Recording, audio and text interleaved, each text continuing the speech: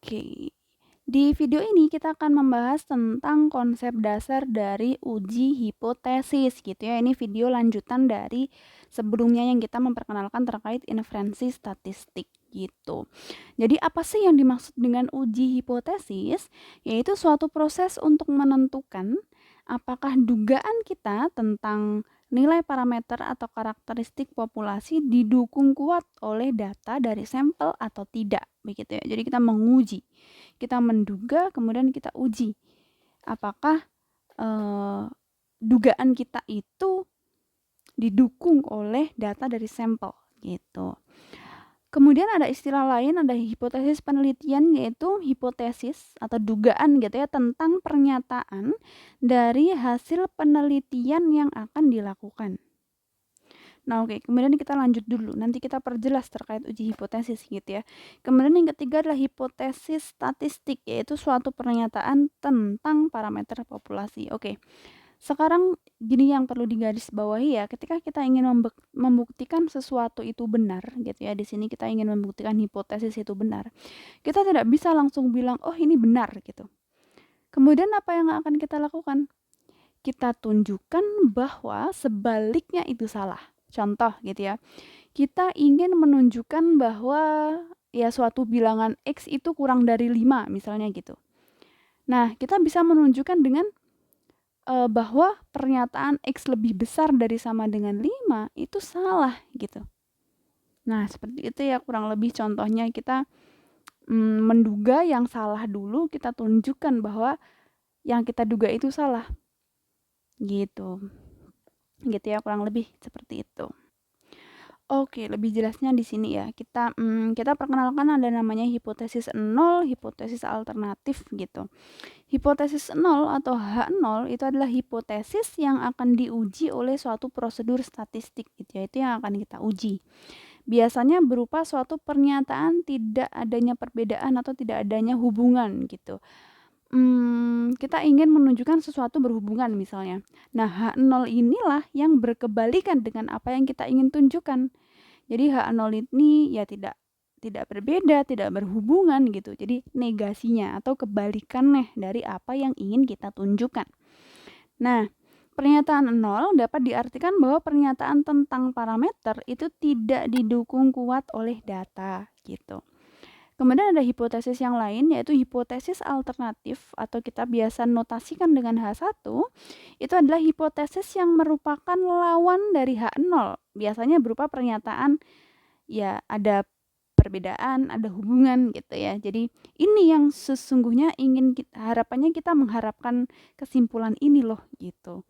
Tapi kita bekerja dengan asumsinya ini dulu nih yang benar, tapi nanti ditolak H0-nya. Jadi kalau H0-nya ditolak, berarti mau tidak mau H1 pasti benar gitu. Contoh-contoh kita ingin menunjukkan gitu ya X itu kurang dari 5 misalnya. Kemudian kita ambil H0-nya. Ini contoh yang simpel aja ya. X-nya itu lebih dari 5. Oh, ternyata ini salah gitu ya. Kalau ini salah, berarti apa? Yang ini itu pasti benar. Dijamin kepastiannya benar. Asalkan kita bisa menunjukkan bahwa yang ini benar-benar salah gitu. Oke, next. Logika hipotesis itu tidak dapat dibuktikan bahwa suatu hipotesis itu benar, tapi dapat dibuktikan bahwa suatu hipotesis itu salah ya. Seperti yang saya katakan tadi, kalau kita ingin menunjukkan sesuatu benar, kita nggak bisa bilang, oh ini benar gitu. Kita tunjukkan bahwa sebaliknya dari kejadian itu tuh salah gitu. Gitu ya, kurang lebih seperti itu. Oke, di sini ada tabel gitu ya tentang tipe kesalahan dalam uji hipotesis gitu ya. Kita tadi bekerja dengan H0. Kalau kita punya H0 kan pernyataan ya. Hanya ada dua kemungkinan tentang H0. H0-nya kita terima atau H0-nya kita tolak gitu ya. Yang pertama adalah yang ini gitu. Sebentar, yang ini H0-nya tidak ditolak, dengan kata lain diterima ya H0-nya, atau H0-nya ditolak gitu. Hanya ada dua kemungkinan. Kalau kalian menyatakan cinta gitu ya terhadap seseorang, itu juga hanya ada dua kemungkinan kan, ya diterima atau ditolak gitu. Tapi ada digantung juga sih sebenarnya. Oke lah.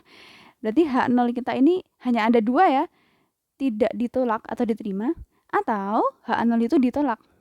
nggak ada nih tengah-tengah, aduh galau nih ditolak atau nggak ada. Hanya ada dua ya, diterima atau ditolak. Kemudian, hanya ada dua lagi pernyataan tentang kebenaran dari H0 ya. H0 kita benar atau H0 kita salah gitu. Oke. Sekarang gini, kalau H0 itu ditolak, H0 itu tidak ditolak. Berarti H0 itu diterima gitu ya. Berarti H0 kita apa kalau H0 diterima? H0 itu harus benar gitu. Ini yang mantap, ini cocok nih. Kalau H0 diterima berarti H0 benar gitu ya, pernyataan yang benar. Tapi kalau H0 diterima, kemudian ternyata H0 kita ini salah loh, tapi kok kita terima? Oh, berarti itu kesalahan gitu ya. Ini disebut sebagai kesalahan tipe 2. Jadi H0 diterima tapi ternyata H0 kita tuh pernyataan yang salah. Oh, itu disebut sebagai kesalahan tipe 2. Kemudian, kalau H0 ditolak gitu ya. Oh, berarti H0 salah, ya enggak? Berarti kalau H0 ditolak dan H0 salah gitu, berarti benar nih yang ini. Yang benar ini benar ya, yang ini. H0 ditolak gitu ya, berarti H0 itu salah gitu. Berarti ini adalah suatu kebenaran bahwa kita menolak sesuatu yang salah. Tapi apa yang terjadi kalau ternyata H0 itu benar, tapi kita tolak gitu. Wah, ini kesalahan lagi gitu. Nah, itulah yang disebut sebagai kesalahan tipe 1. Oke, contoh gitu ya. Ingin diuji secara statistik pernyataan bahwa suatu obat baru gitu ya, suatu obat baru itu lebih baik dari obat yang selama ini digunakan gitu.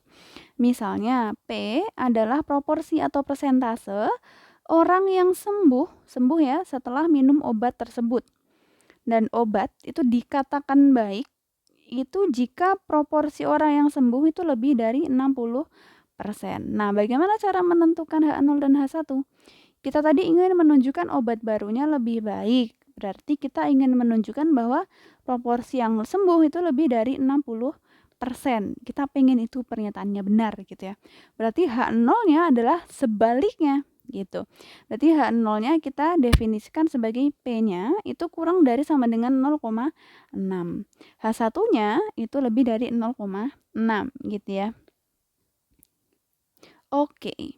Kemudian nih, kalau diberikan tambahan informasi bahwa dilakukan eksperimen terhadap obat baru tadi, itu terhadap 20 pasien gitu.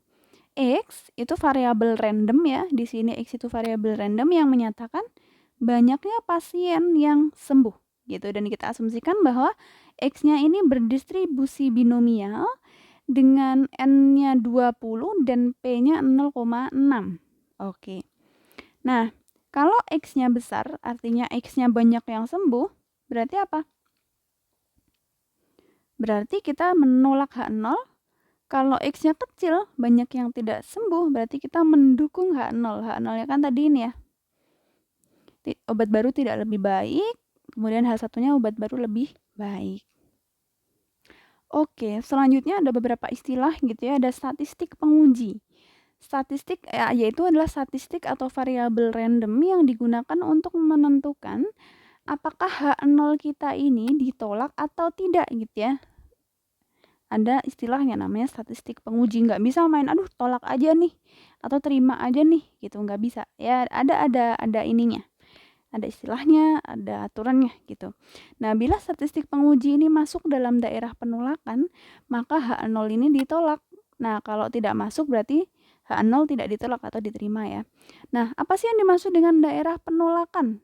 Istilahnya juga kadang disebut sebagai daerah kritik gitu ya.